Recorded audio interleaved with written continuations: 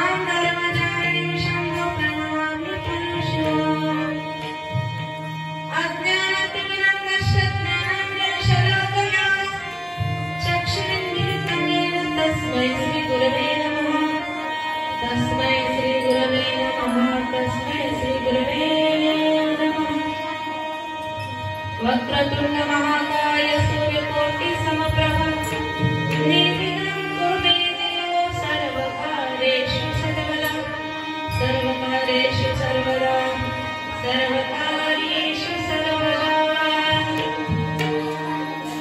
यावे यावे गणपति यावे यावे गणपति महाराज भाव पाव गजानन विघ्नहरता सर्वज्ञ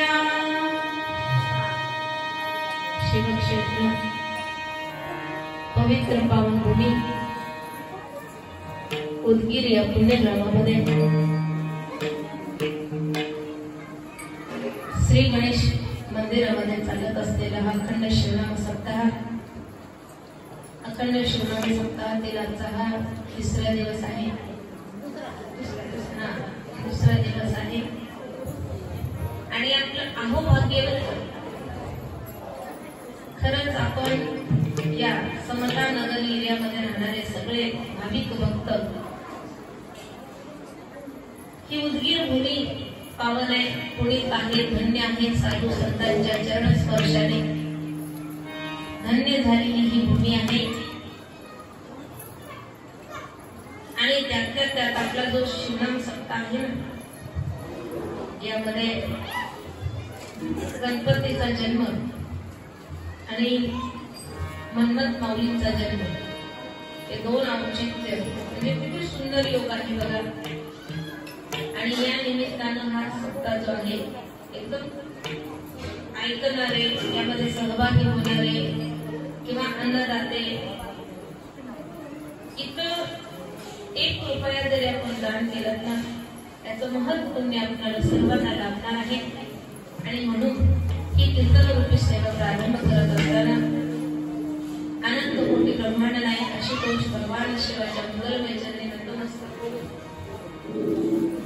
शिवयोगी संत शिरोमणी नमत माऊली वसवादी ब्रह्मस्थ जगदादी जगद्गुरु पंचचरांच्या चरणी नतमस्तक होऊन सद्गुरु हौरी स्वामी महाराजांच्या दिव्य चरणी नतमस्तक होऊन माझे सद्गुरु परम पूज्य पारावार पारदृष्टी अखिल मानव जातीचे उदाहरण तुम्हाला सर्वांचे श्रद्धास्थान, प्रेरणास्थान, मार्गदर्शक, ज्यांनी जीवाचा शिव करण्यासाठी अविरतपणे ध्येयासाठी देह झिजविला असे परम पूज्य वसुंधरा राष्ट्रसंत श्री शिवाजी गुरुमाऊली यांच्या दिव्य चरणी अनंत अनंत कोटी प्रणिपात समर्पित करून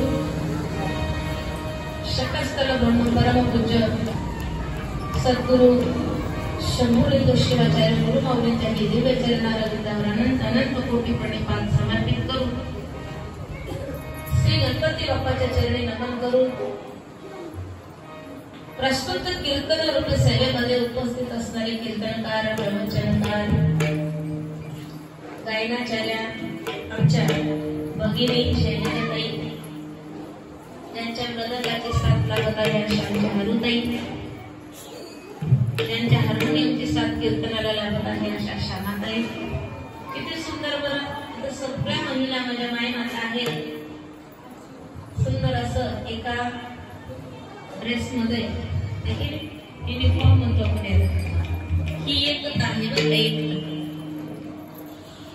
माझ्या मायमाता टाळ गळ्यामध्ये घेऊन मी बघितलं छोट्या छोट्या पर्स त्यांच्या सोबत आहेत. आणि महिलांची पर्स म्हणल्यानंतर काय काय सामान असतं मी काही सांगायची गरज नाही. मला खूप वाटलं माझ्या या माय माऊल्यांची त्या पर्स मध्ये त्यांनी टाळ सोबत घेऊन आलेले आहेत. वा, एकदा टाळी वाजवतात. आईच्या पर्स मध्ये जर टाळ असेल तर सांगा त्या आईची लेकरं किती सद्गुणी निघतील, किती सुसंस्कारित निघतील, आहे की नाही? आणि म्हणून इथे जमलेले तुम्ही सर्व माता बंधू भगिनी, लहान थोर आबाल वृद्ध, तुम्हा सर्वांच्या हृदय मंदिरामध्ये ज्योती स्वरूप नांदणाऱ्या त्या शिवशंभू महादेवाला नमन करून ज्यांनी मला घडवलं असे माझे माता पिता, माझे सासू सासरे आणि माझ्या पतीच्या चरणी नतमस्तक होऊन आजच्या या कीर्तन रूपी सेवेला आपण सुरुवात करूया.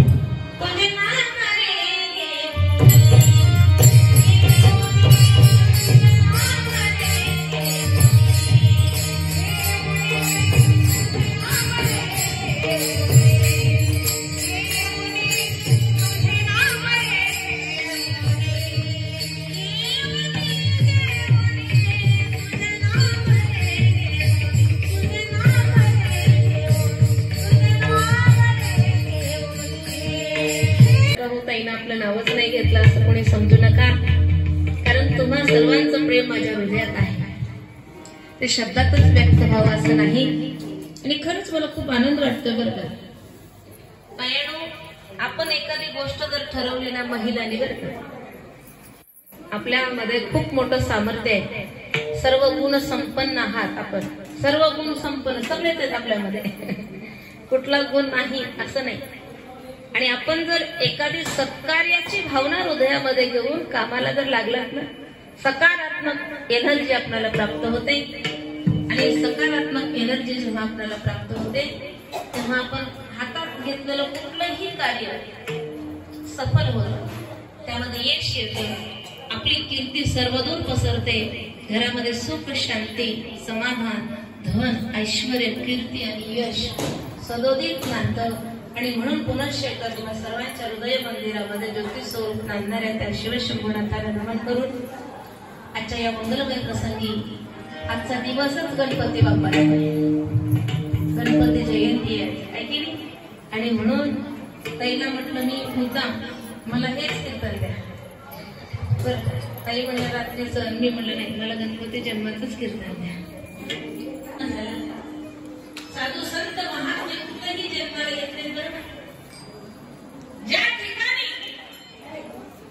सत्पुरुषांचे पेटे जाणले गेले, ऐसे संत जन अवतरतील मोठे, साधू संत महात्मे कुठे तार घेतला, तर ज्या ठिकाणी सत्पुरुषांचे पेटे जाणले गेले, त्या कुळाचं पुण्य पाहिजे, आई वडिलाचं पुण्य पाहिजे, 7 कुळाचं पुण्य पाहिजे, एक दोन जमत नाही, 7 कुळाचं पुण्य, आई वडिलांचं भाग्य, गावाचं पुण्य पाहिजे, तालुक्याचं जिल्ह्याचं राज्याचं राष्ट्राचं पुण्य जेव्हा फळाला येतं तेव्हा संत अवतार येत असतात. साधू संतांचा जन्म होतो, अवतार कार्य हे खूप महत्वाचं आहे. आणि या लक्ष्मण महाराजांवर असे संस्कार झालेले होते, बाहेर गर्भी रचियेला गोळा बरी वाईट तये संस्कारे निपजला मार्तंड, संस्कारातून पिंड घडतो. आणि शिवसंत लक्ष्मण महाराजांच्या कुटुंबामध्ये जन्माला आले ते आई वडील म्हणजे कृष्ण आणि बजाताई खूप पुण्यवान, खूप पावन. आणि लक्ष्मण महाराजांच्या जन्माने आईची कुस सुद्धा पवित्र झाली, धन्य झाली. वडिलांच्या नावाचा कळस 10 दिशामध्ये पसरला आणि मग बाळाचे पाय पाण्यात दिसतात. हळूहळू शिवदीक्षा संस्कार झाला आणि तासन तास शिवभक्तीमध्ये रमणारी शिवसंत लक्ष्मण. दुकानदारीचा व्यवसाय होता वडिलांचा आणि त्या व्यवसायाला सांभाळत पुढे लक्ष्मण महाराजांचं लग्न झालं. एक गोष्ट नेहमी लक्षात ठेवा बरं का, ज्यावेळेस लक्ष्मण महाराज साधना करायचे, हातावर इष्टलिंग घेतल्या दृष्टी लागायची, वर एकदम शिवस्वरूप समोर डोळ्याच्या प्रकट व्हायचं. आणि जसं शिवमंगला सावधान तसं हळूहळू काय होऊ लागलं, हे इकडचं लक्ष संसारात वळलं. भक्ती भक्ती म्हणजे काय होत. एक सुभाषितकार खूप सुंदर सांगतात, एक शिष्य गुरु महाराजांना विचारतात, महाराज भक्ती भक्ती म्हणजे काय, कशी करावी लागते भक्ती. महाराजांनी म्हटले काही वेगळं नाही रे दादा, तुझ्या अंतरंगामध्ये प्रेम आहे का म्हटले, तुझ्या आईवर वडिलांवर लेकरा बाळावर पत्नीवर हे प्रेम जर तुझ्या हृदयात असेल तर तुला भक्ती काही वेगळं शिकवायची गरज नाही, फक्त एवढंच यहाँ से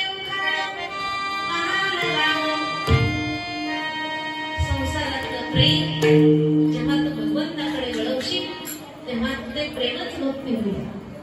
कारण संसारातल्या प्रेमाला प्रीती म्हणतात आणि परमार्थातल्या देवावर केलेल्या प्रेमाला भक्ती म्हणतात. देवावर सुद्धा म्हणजे हे बघा किती प्रेमानं आपण त्याला पाणी वाहतो, आता किती प्रेमानं त्याला आपण स्वच्छ पुसून घेतो, आणि किती प्रेमानं विलोदला वाहतो, किती प्रेमानं भस्माला वाहतो. हे प्रेम होतं देवावरचं आणि त्या प्रेमालाच भक्ती म्हणतात. ते वेगळं करायची आम्हाला गरज नाही. आणि मग हे हळूहळू लक्ष संसाराकडे वळू लागलं आणि मग शिवसंत लक्ष्मण महाराजांनी उपरती चालू केली. शहाणे लोक विचार करतात, आम्ही एखादी कृती करून मग पश्चातापात पडतो, पण शहाणे लोक मात्र आधीच विचार करतात ना प्रत्येक गोष्टीचा. बोलून विचारात पडण्यापेक्षा विचार करून आपण बोललं पाहिजे. बरं आम्हाला वाटतं जाऊ दे, म्हटलं तर म्हटलं काय होतं असं नसतं. एक शब्द असा असतो ना, नाही हृदयाला बिंदून लागलं तर अटॅकच. एखादी शब्द जर एखाद्याच्या हृदयात जाऊन असा ठसला ना, परिवर्तन बदलच. शब्दाला साधू समजू नका, हे ब्रह्मच शब्द आहे. माऊलीने म्हणतात, माऊलीने जय शब्द सृष्टी जय ईश्वर,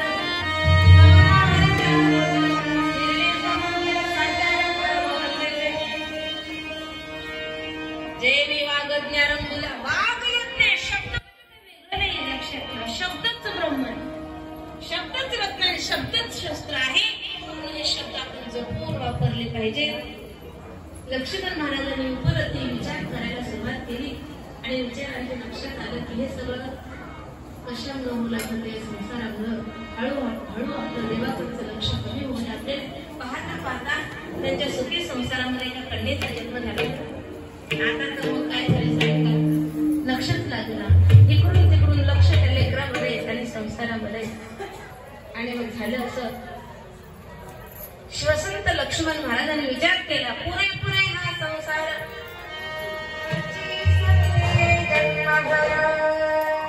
मन कंठाळले देवा. बस आपलं सुद्धा संसारामध्ये कितीदा तरी कंटाळा येतो. आपल्याला येतो की नाही ताई? एकदाच कामाचा लोड पडू द्या, बस म्हणतो बाई आता संसार, बस कोणीतरी काहीतरी म्हणू द्या, बस झाला संसार. पण कुठपर्यंत? आपलं हे त्याग जे आहे ना, वैराग्य क्षणिक आहे, तात्पुरतं बनतात. क्षणिक स्मशान वैराग्य. आपलं स्मशान वैराग्य कळतं का नाही? एखादे मरण पाहावा, अंत्यविधीला आपण जावं, जाताना किती किती गोष्टी बोलतो आपण. नाही काही खरं नाही, काही खरं नाही. आपण सुद्धा असंच एक दिवस जाणार. काय खरं आहे माणसाचं? आणि आता ते सांगू का नाही, आता ते मरणाबद्दल कुणाच्या मनात काही नाही राहिलं. कोण मेलं काही देणं घेणं नाही. 4-5 बहिणी जर हसल्या की एकूण एकाला आधीच फोन करल्यात, हॅलो मी येऊ लागले बघ, तू येणार ये. त्या निमित्तानं तर भेटगाठ होईल. ती मड दुसरीकडेच राहतात. नेणारे नेतात, रडणारे रडतात. आपण मात्र गप्पा मारण्यात मशगूल होऊन जातो. आता काहीच नाही राहिलं. मला तर आता भविष्यात असं वाटलं नाही.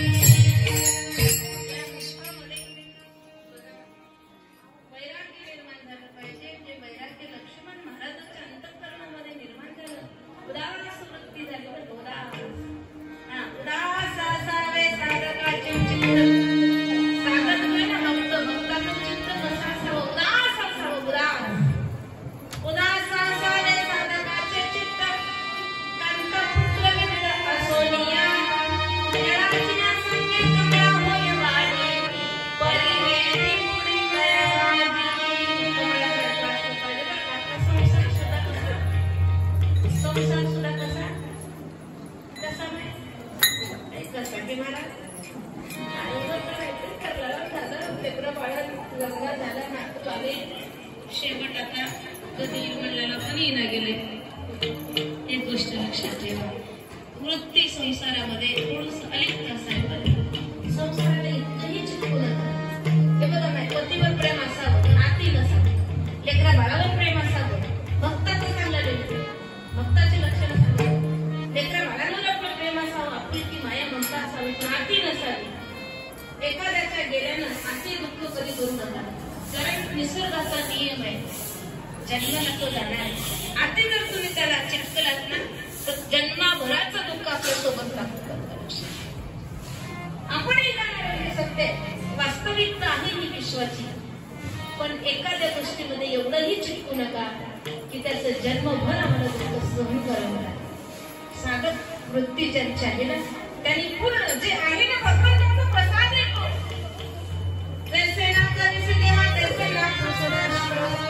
जसं आम्हाला ठेवणार आहे तसं त्या स्थितीमध्ये, कारण हे आपल्या हातात नाही. आणि आच्छादन सुख दुःख हे आपल्या हातात नाही. हे सगळं प्रारब्धानुसार आपल्याला प्राप्त होत असतं. म्हणून अति दुःख कधीच करायचं नाही, अति ताणायचं नाही आणि अति प्रेशरही द्यायचं नाही. समाधान राहायचं, समाधान. कारण आता समाधान हरपत चाललेलं आहे. लक्ष्मण महाराजांनी विचार केला, म्हणले आता हे सगळं होऊ लागलं कशामुळे. आणि जेव्हा बोट फिरू लागलं